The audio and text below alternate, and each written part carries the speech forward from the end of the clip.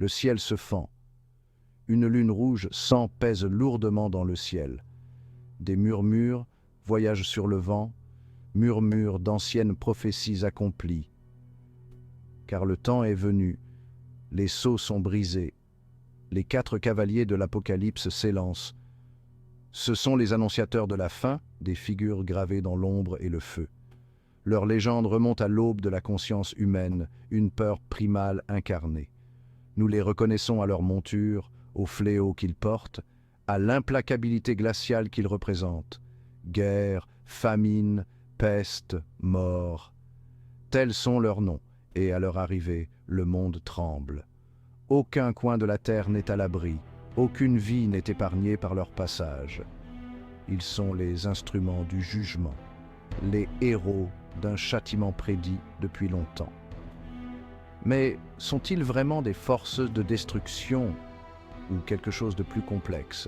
Pour comprendre les cavaliers, nous devons plonger plus profondément, au-delà de la surface de la peur, au cœur de leur mythe persistant.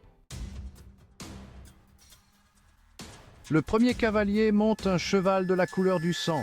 Ses yeux brûlent des feux de 1000 champs de bataille. Dans sa main, il tient une épée, une lame qui a soif du sang des nations. C'est la guerre, le porteur du chaos, celui qui brise la paix. Il est le choc de l'acier, le rugissement des canons, les cris des tombés au combat.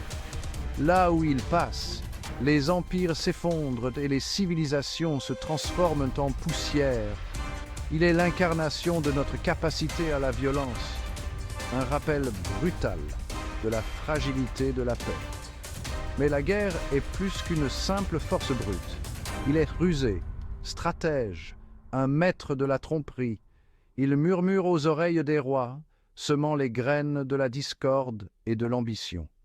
Il se nourrit des conflits, de la division entre les peuples. Son règne est celui de la terreur. Mais il est un mal nécessaire, car c'est dans le creuset de la guerre que se forgent les héros et que les limites de la résilience humaine sont mises à l'épreuve. Il est une force de destruction, mais aussi, paradoxalement, un catalyseur de changement. Suivant de près la guerre, chevauche le deuxième cavalier. Sa monture est noire comme la nuit, ses côtes visibles à travers sa chair famélique. Le visage du cavalier est émacié, ses yeux creux de faim. Il porte une balance, symbole effrayant de la pénurie et du besoin. C'est la famine, le dévoreur d'abondance, celui qui apporte les assiettes vides et les estomacs creux. Il est le traqueur silencieux, le fléau rampant qui s'abat sur la terre.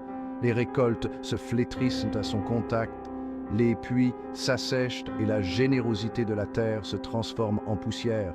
Il est l'incarnation de notre peur de la privation, du besoin primal de nourriture. La famine ne fait aucune distinction. Elle s'attaque aux riches comme aux pauvres, réduisant tous au même niveau de désespoir. Elle nous rappelle brutalement le fragile équilibre de la nature, les conséquences de la cupidité et de l'excès. Son arrivée annonce une mort lente et douloureuse, une faim lancinante qui consume de l'intérieur. Elle est un rappel brutal de notre vulnérabilité, de la précarité de notre existence face à la colère de la nature.